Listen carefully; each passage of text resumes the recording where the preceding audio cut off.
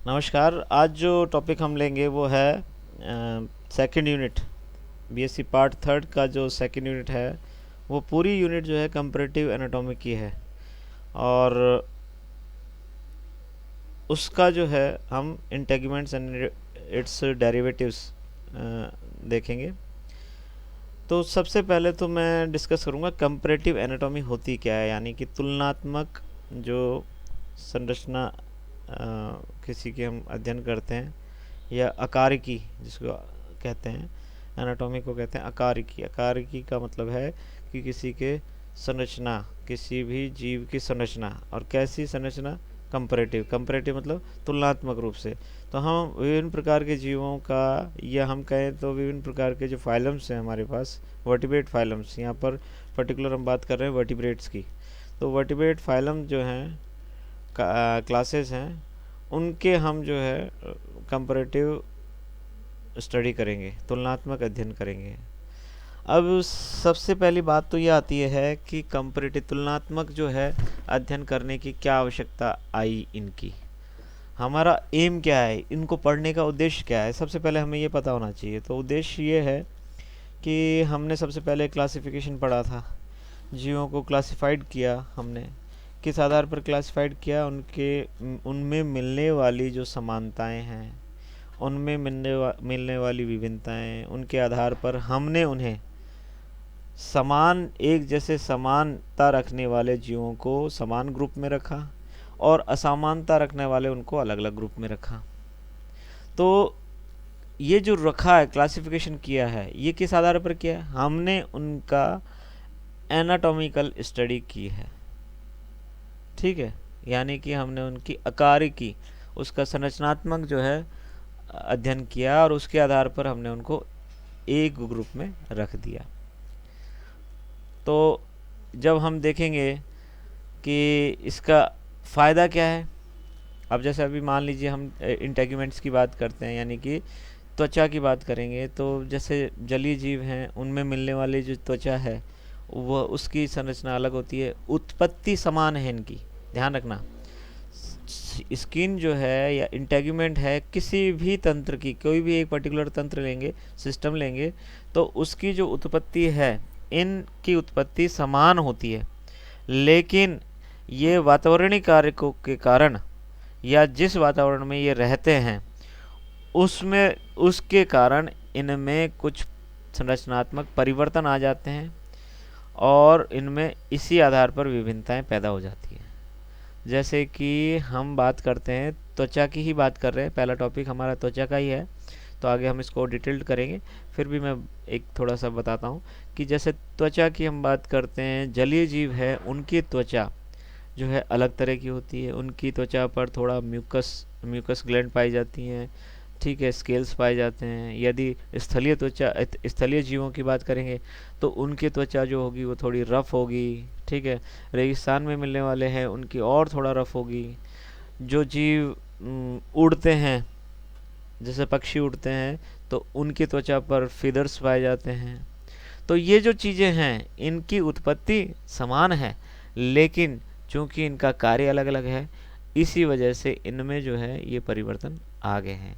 तो इन्हीं का अध्ययन करके हम ये पता लगा सकते हैं कि हम किस तरह के जीवों में, पहले किस तरह के जीव थे जिनकी त्वचा किस तरह की थी, और उनमें किस तरह का उद्विकास हुआ जिसके कारण वो जो है उनकी त्वचा किस तरह से परिवर्तित हो गई।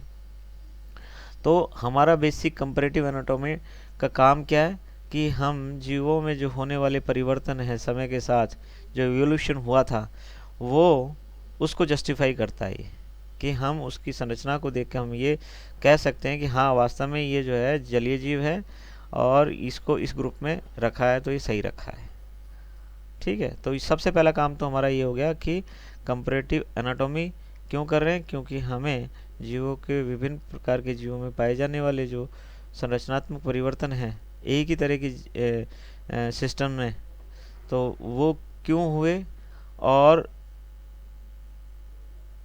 उनका जो है, उनके आधार पर हम उनको जो जिस ग्रुप में रख रहे हैं वो उसको जस्टिफाई कर रहा है कि नहीं कर रहा है।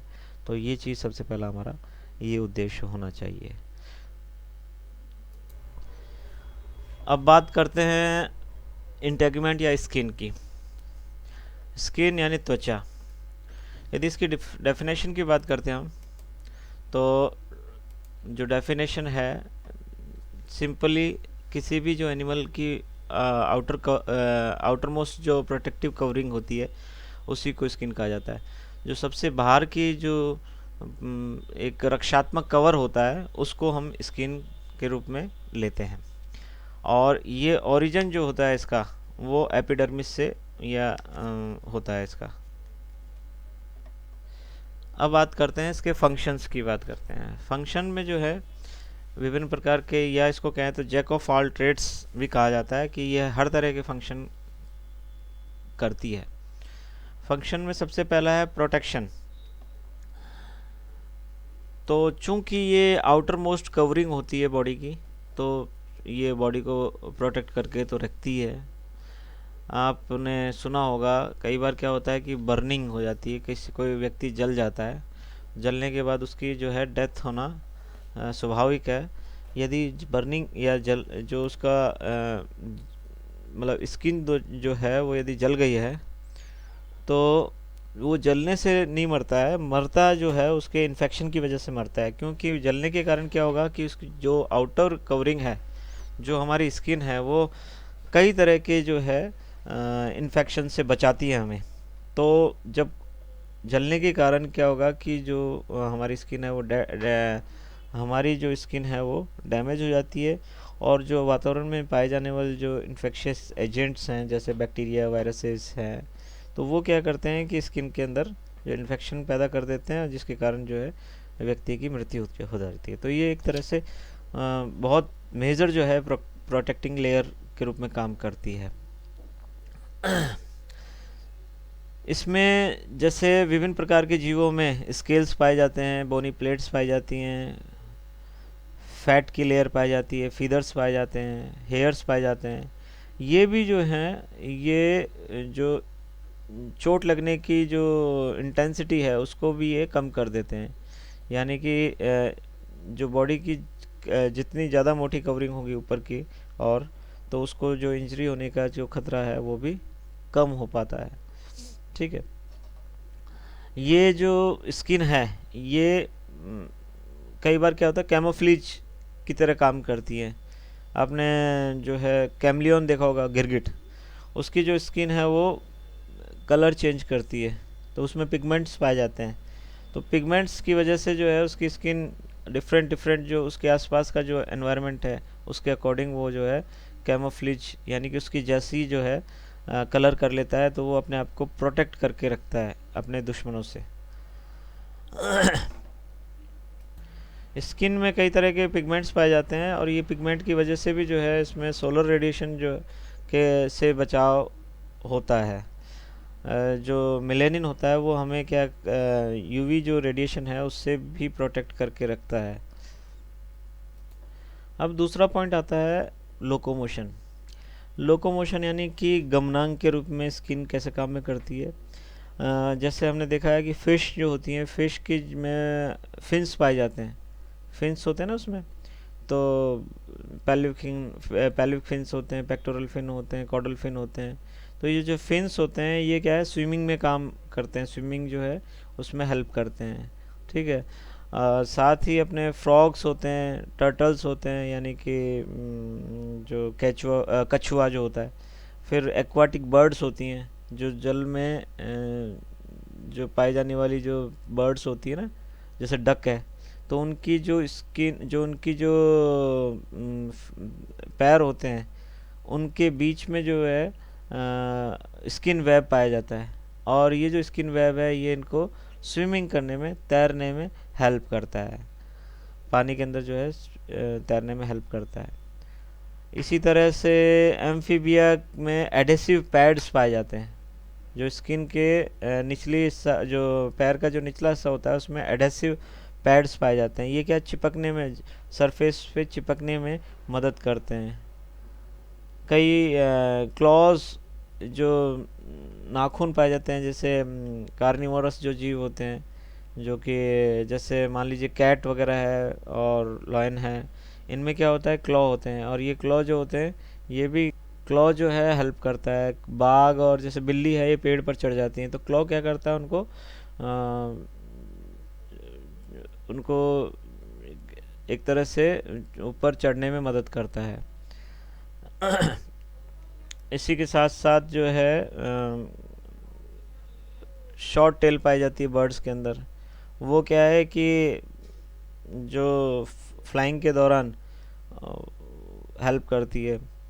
तो इस तरह से कुछ फ्लाइंग जैसे लिजार्ड्स पाई जाती हैं, तो उनमें क्या होगा, उनमें पटेजिया पाया जाता है, क्यूटेनियस पटेजिया, जो कि पंखों विंग्स के जैसा बन जाता है, मतलब वेब की तरह बन जाता है। आगे का जो पैर है और पीछे का जो पैर है, उसके बीच में क्या है, स्किन की लेयर बन जाती है, जिससे क्या है वो एक तरह से वो ग्लाइड कर पाती हैं। तो इस तरह से ये जो है स्किन है, ये लोकोमोशन में भी हेल्प करती है। अब आता है डर्मल एंडोस्केलेटन। कई बार क्या होता है, कुछ जीवों में ये जो है एक शील्ड का फॉर्मेशन कर लेती हैं। स्किन जो है एक एंडोस्केलेटन यानी अंतःकंकाल का भी निर्माण करती है। जैसे कुछ जैसे क्रोकोडाइल्स और टर्टल्स है, इनमें हेड पार्ट पर शील्ड पाई जाती है, जो कि इनको जो है इनके ब्रेन को और इनके सेंस ऑर्गन्स को प्रोटेक्ट करके रखते हैं। हमारे जो टीथ होते हैं, ये भी टीथ भी जो है एक स्किन के जो पार्ट होते हैं एक तरह से। तो इस तरह से ये जो है एंडोस्केलेटन, डर्मल एंडोस्केलेटन का निर्माण करते हैं। चौथा जो पॉइंट है वो सिक्रीशन का है। स्किन में विभिन्न प्रकार की ग्लैंड्स पाई जाती हैं, और इन ग्लैंड्स से जो है कई तरह के सिक्रीशन किए जाते हैं, सब्सटेंस सिक्रीट किए जाते हैं। जैसे सबसे पहले बात करते हैं म्यूकस ग्लैंड का।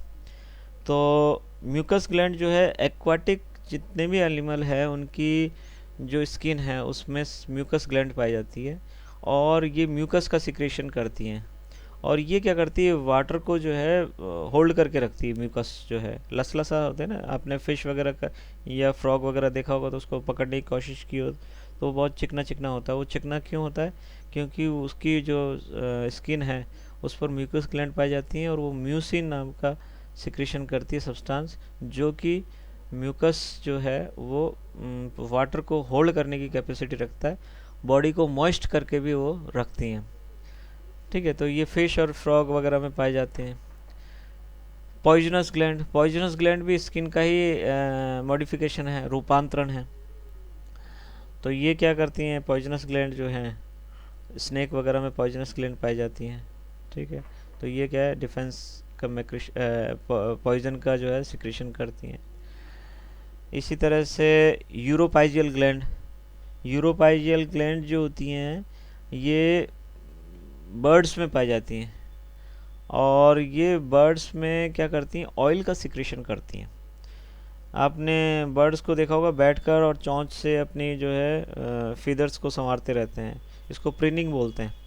तो ये जो संवारने का काम होता है, ये क्या करती हैं, यूरोपाइजियल ग्लैंड से निकलने वाले जो ऑयल है उसको चोंच जो है बीक में थोड़ा सा टच करके, और उससे फिर जो है फीदर्स को लगाती हैं, जिससे कि फीदर्स जो है वो पूरी तरह से फैले हुए रहें और उनको जो है उड़ने में दिक्कत नहीं हो।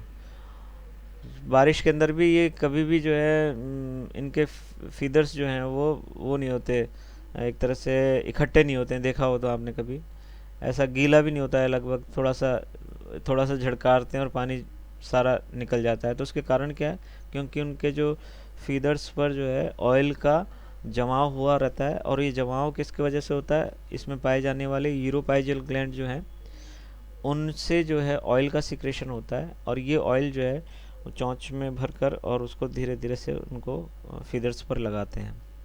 इसी तरह से जो मैमल्स की जो ग्लैंड्स हैं उनमें सीबेशियस ग्लैंड पाई जाती हैं। सीबेशियस ग्लैंड जो है ऑयल का सिक्रेशन करती है, ये हमारे अंदर पाई जाती हैं। ठीक है, जो पसीना जो होता है और सीबेशियस जो कि जो है स्किन को थोड़ा सा मॉइस्ट करके रखती है। तो ये एक तरह से ल्यूब्रिकेट करके भी रखती है स्किन, और जो ख़ास तौर से हेयर्स के जड़ों में ये पाई जाती है। तो इस तरह से जो है ये कुछ सिक्रीशंस होते हैं। साथ ही साथ जैसे और भी हैं, ऑडर ग्लैंड्स पाई जाती हैं। ठीक है, ऑडर ग्लैंड्स जो है वो ऑडर का मतलब एक तरह से एक स्मेल का सिक्रीशन करती हैं, जिससे कि क्या है कि ख़ास तौर से ये जानवरों में पाई जाती है, जो कि एक दूसरे अपोजिट सेक्स को अट्रैक्शन में ये काम में आते हैं। फिर उसके बाद है लैक्रिमल ग्लैंड पाई जाती है। ये जो है टीयर का जो है सिक्रीशन करते हैं, टीयर ग्लैंड जिनको बोलते हैं। ठीक है, ये अपनी जो आई बॉल है इसको मॉइस्ट करके रखती हैं। ठीक है, ग्रीसी करके रखती हैं, ताकि आप लगातार पलक झपकाने पर भी आपके जो है इसमें आई जो है वो ख़राब नहीं हो। फिर उसके बाद जो है सिरुमिनस जो ग्लैंड है उसमें सिरुमिन का सिक्रीशन होता है। ये अपने कान के अंदर जो पाई जाती है। कान के अंदर कई बार मैल जम जाता है ना, अपन देखते हैं कि कान के अंदर मैल जम गया है, तो मैल क्या होता है, सिरुमिन होता है। वो सिरुमिन वो एक तरह से वैक्सी सब्सटेंस होता है।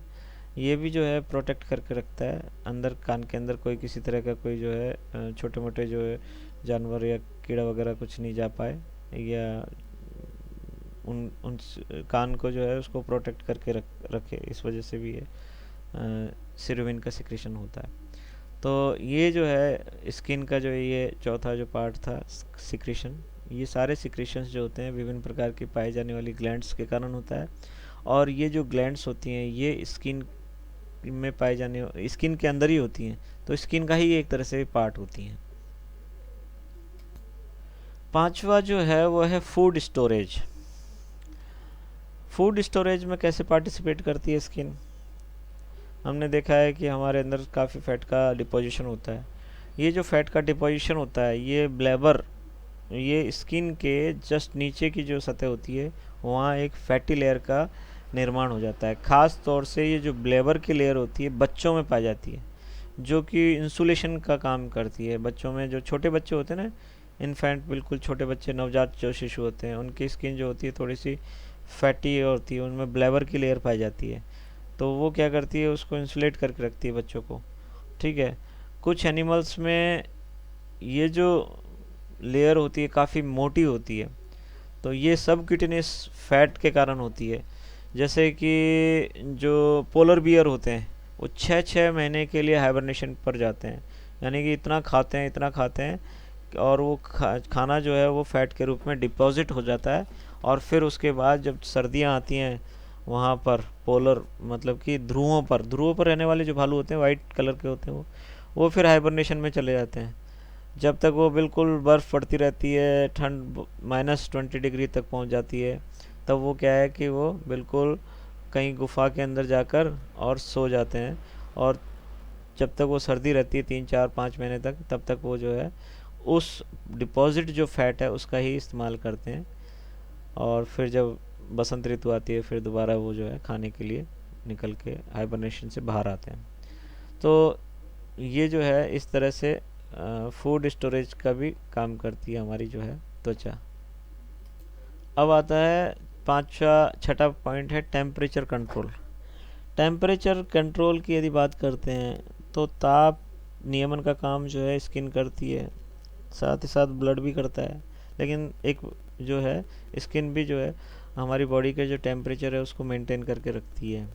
वार्म ब्लडेड जो एनिमल होते हैं, जो जिनका जो है टेम्परेचर एक जैसा रहता है, तो उन जंतुओं का टेम्परेचर जो है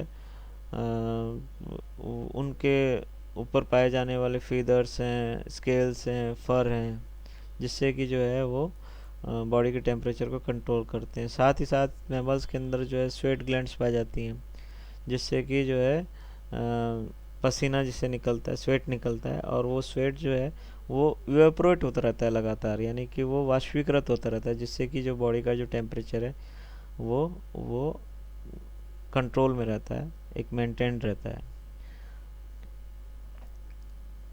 इस तरह से जो है बॉडी का टेम्परेचर कंट्रोल और मेंटेन किया जाता है। सिक्रीशन की बात करें तो सॉरी एक्सक्रीशन की बात करें, एक्सक्रीशन की बात करें, एक्सक्रीशन उत्सर्जन, तो उत्सर्जन का भी काम करती है एक्सक्रीश, जैसे कि जो स्वेट जो मैंने अभी बताया था, पसीना, स्वेट ग्लैंड पाई जाती हैं जिनसे स्वेट सिक्रेट किया जाता है, और ये जो स्वेट है इसमें वाटर, साल्ट और यूरिया आदि जो हैं ये एलिमिनेट किए जाते हैं। जो साल्ट्स और यूरिया जो होता है ये हमारी बॉडी के लिए हार्मफुल होता है, इसलिए जो है ये एक्सक्रीट किए जाते हैं। इसी तरह से कुछ जो समुद्री फिश हैं, मैरीन फिश हैं, उनमें जो है क्लोराइड सिक्रेटिंग सेल्स पाई जाती हैं गिल्स के अंदर। कुछ फिश में उनके गिल्स के अंदर क्लोराइड का सिक्रेशन करने वाली सेल्स पाई जाती हैं। तो ये जो है ये भी जो है एक्सक्रीशन का काम करती हैं। इस तरह से जो है स्किन जो है एक्सक्रीशन में भी हेल्प करता है। अब आता है सेंसेशन। सेंसेशन में तो काम हेल्प करती ही है। स्किन जो है, स्किन की जो इनर लेयर पर क्यूटेनियस नर्व एंडिंग्स पाई जाती है, यानी कि त्वचा की निचली सतह पर नर्व या कहें तो तंत्रिका के अंत बिंदु पाए जाते हैं, और ये जो हैं ये अलग अलग प्रकार के सेंसेशन जो है उनको सेंस करते हैं, जैसे टच है, पेन है, प्रेशर है, मॉइस्चर है। ये सारा जो है उसके प्रति हमारे ब्रेन को ये, या कहें तो हमारी स्किन जो है वो सेंसेशन में भी पार्टिसिपेट करती है। सेक्सुअल सिलेक्शन, जंतुओं में सेक्सुअल सिलेक्शन पाया जाता है। तो आपने कई बार देखा होगा कि जंतुओं में सेक्सुअल डायमॉर्फिज्म पाई जाती है, यानी कि उनमें बाहरी संरचना के आधार पर उनमें मेल और फीमेल को हम पहचान सकते हैं। जैसे बात करते हैं मोर और पिकॉक और पीहैन की बात करते हैं, तो दोनों में क्या है कि अंतर हम स्पष्ट देख सकते हैं कि जो मोर है वो अट्रैक्टिव होता है, उसके जो फीदर्स होते हैं वो जो है कॉडल फीदर्स होते हैं, बड़े होते हैं, और जबकि पीहन के अंदर है वो नहीं पाया जाता है। ठीक है, ये जो चीज़ें हैं ये भी जो स्किन से जुड़ी हुई हैं, इसलिए जो है इसमें जंतुओं में सेक्सुअल सिलेक्शन में भी ये जो स्किन है ये पार्टिसिपेट करती है। मिसलेनियस में यदि बात करें, विभिन्न अलग अलग प्रकार के, जैसे मिसलेनियस क्या क्या हो सकते हैं, जैसे कि स्किन जो है हमारे त्वचा विटामिन डी के सिंथेसिस में भी पार्टिसिपेट करती है। तो इस तरह से स्किन जो है विटामिन डी के निर्माण में मदद करती है।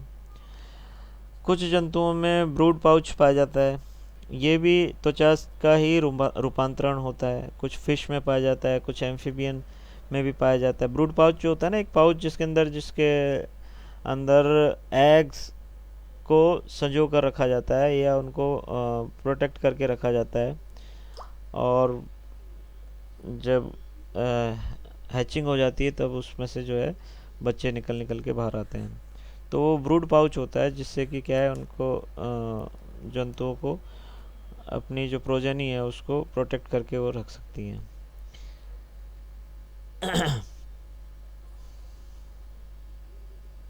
अच्छा, जो स्किन है एम्फीबियंस में जो स्किन है वो रेस्पिरेशन में भी पार्टिसिपेट करती है। कैसे पार्टिसिपेट करती है कि जो स्किन जो एम्फीबियन की जो स्किन होती है वो बहुत ज़्यादा मॉइस्ट होती है, उन पर म्यूकस ग्लैंड्स पाई जाती हैं, और म्यूकस क्या करती है, ये वाटर को होल्ड करके रखती है। और वाटर में क्या घुली हुई है, ऑक्सीजन घुली हुई है, और स्किन के नीचे क्या है, ब्लड कैपिलरी का जाल है। तो इस तरह से जो है ब्लड कैपिलरी से जो कार्बन डाइऑक्साइड बाहर की ओर निकाल दी जाती है, और जल में जो घुलित ऑक्सीजन है वो स्किन के मार्फत, स्किन के थ्रू जो है ब्लड के अंदर आ जाती है। इस तरह से वहाँ ये जो है रेस्पिरेशन में भी पार्टिसिपेट करती हैं। तो ये तो हो गए हमारे स्किन के कार्य। अब आगे के जो टॉपिक है वो उस उनमें हम जो है स्किन के बारे में एक जो स्ट्रक्चर ऑफ स्किन है, स्ट्रक्चर ऑफ इंटेगमेंट है वो पढ़ेंगे। फिर उसके बाद जो उसके जो डेरिवेटिव्स हैं उनको देखेंगे। Thank you very much.